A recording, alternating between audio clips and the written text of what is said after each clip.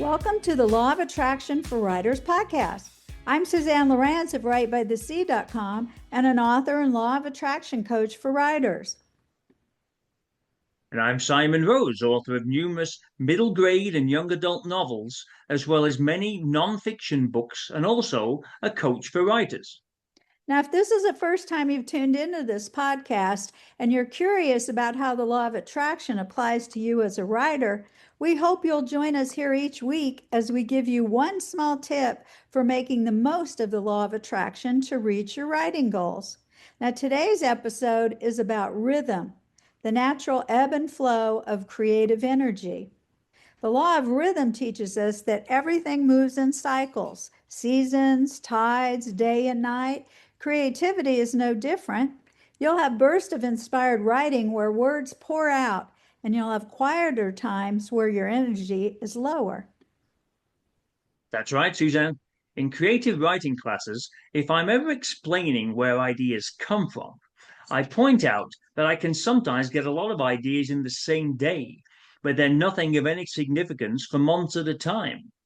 If the dreaded block happens, rest assured that it also happens to established writers, no matter how much they've written, so you're not alone. That's good to know because many writers panic during slow periods, thinking they've lost their touch. But these pauses are just as important. They're where your ideas simmer, recharge, and that's where you prepare for the next burst of ideas. So here are some examples and stories of the rhythms and how that applies to your writing. And I love this one. This is from Ernest Hemingway. He always said to stop writing for the day when you know what comes next. Then when you start to write the next day, you can really get going because you already know what's coming. And this honors rhythm, pulling back so your subconscious can keep working. And many poets and novelists talk about alternating between seasons of writing and seasons of reading, research, or reflection. Both are essential. This is a little bit like switching projects if I'm struggling sometimes with my current novel. I work on other writing tasks, such as writing articles, composing emails, planning out another story, sending invoices, or other general marketing and promotional work. Once I'm tapping away at the keyboard, the creative juices eventually flow again.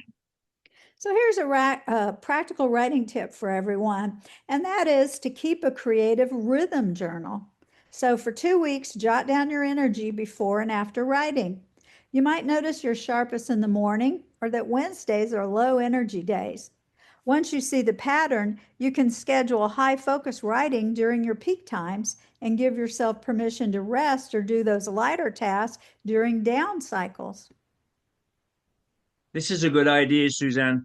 Once writers have an idea of their energy patterns, they'll be able to set their writing times accordingly.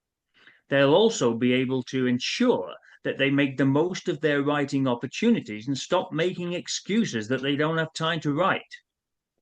Good. So now, everyone listening, take this step. Track your writing energy for 14 days. At the end, circle the times when your energy was highest and make those your sacred writing hours. Now, next time we're going to talk about the law of gender, and I'm not talking about biology. I'm talking about balancing creative energies of dreaming and doing. Okay, until then, happy writing. See you next time.